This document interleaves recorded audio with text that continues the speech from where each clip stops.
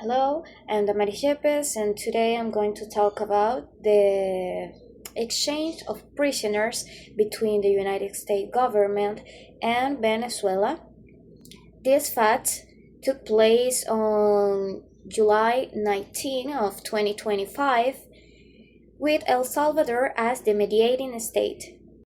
These facts represent a notable change in diplomatic relations between the two countries, which have been marked by ideological and political tension for years.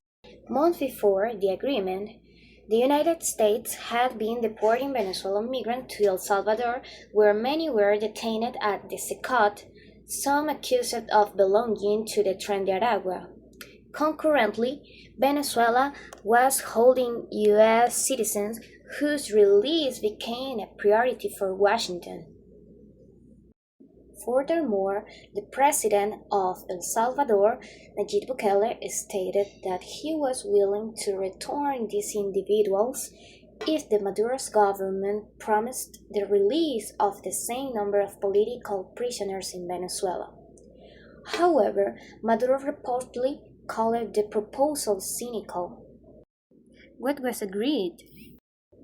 In a significant development, Gerardo Lizardi from BBC News reported that the exchange resulted in a liberation of 10 Americans detained in Venezuela, alongside the repatriation of 252 Venezuelan migrants who had been deported by the United States government. This raises the question, why have these states engaged in negotiations? It's evident that each part has its own motivations. For Venezuela, there is a compelling interest in repatriating its citizens who had been deported by the United States to El Salvador. This is not only addressed as a humanitarian concern, but can also be presented domestically as a notable success for the Venezuela government. Additionally, the successful return of American detainees represents a clear political victory that can be touted to the public, demonstrating effective diplomacy and concern for American citizens.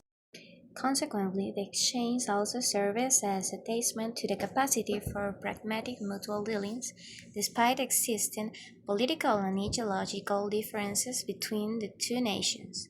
Moreover, the policies that may be implemented following this exchange could be diverse and aligned with their respective interests.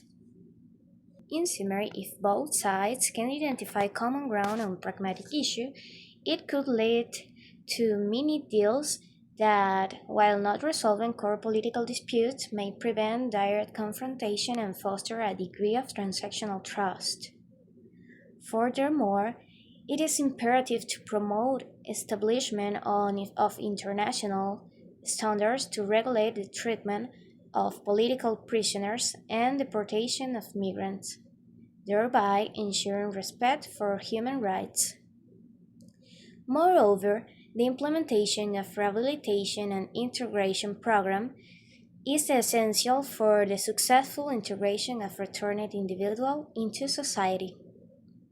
Lastly, collaboration with NGOs and human rights groups is crucial to monitor compliance with prisoners' rights and deportation conditions, ensuring adherence to international standards.